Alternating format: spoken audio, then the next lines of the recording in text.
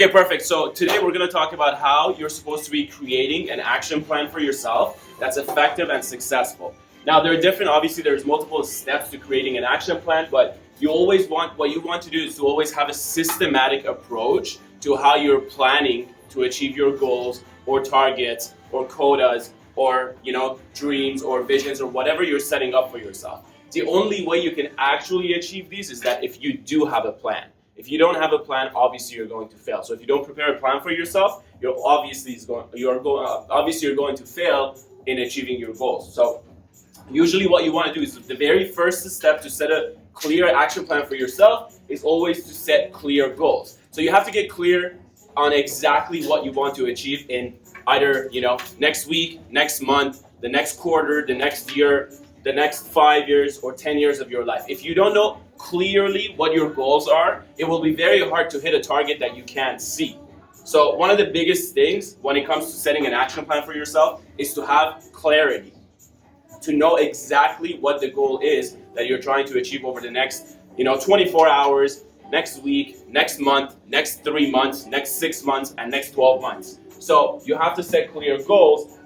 And when you're setting these goals, obviously you have to have the clarity.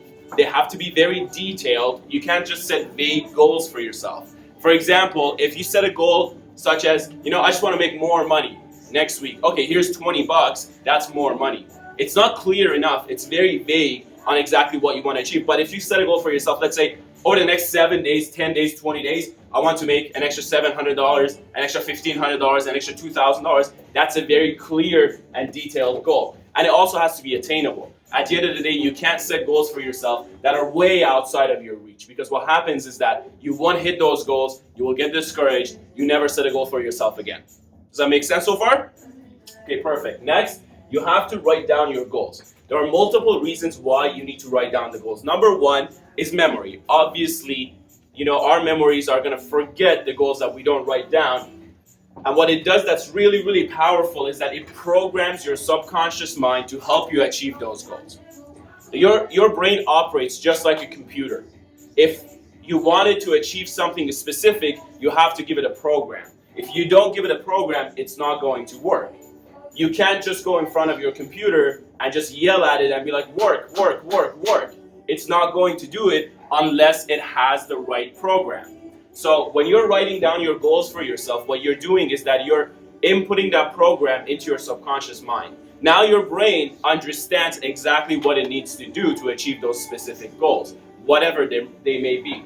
Next, when you're writing it down, or if you're taking notes in your phone, it's the repetition, right? Now it is in your notes. You can see it every single day. You can see it every single week. You can see it every single month. You can constantly go back to it and understand and realize and remember exactly what your goals are supposed to be, right? Make sense?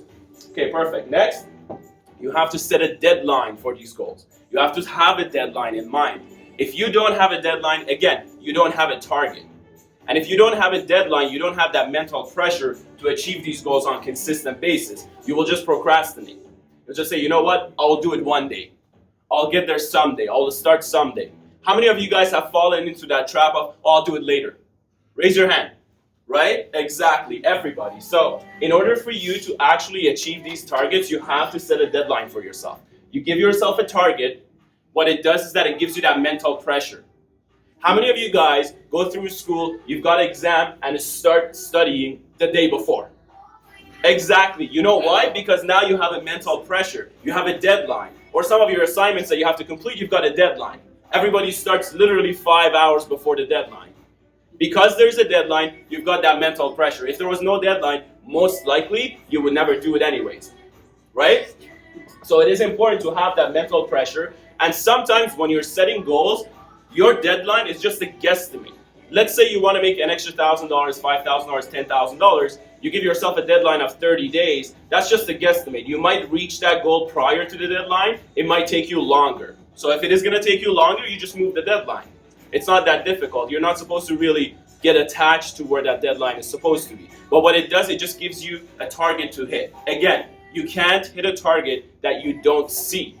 That's why you need to set a deadline for yourself. One of the biggest differences between dreams and goals is that goals are the same as the dreams, they just have deadlines.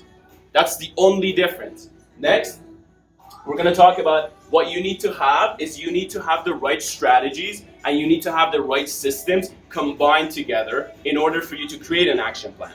Let's say you have a goal of making an extra $1,000 in the next 7 days. If you don't have the right strategies and if you don't have the right systems to operate on, it will be very difficult for you to reach that extra $1,000. So it is important to have the right strategies, right systems, work with the right people, right mentors, right leaders, people that can actually give you a proven system that will get you where you want to go.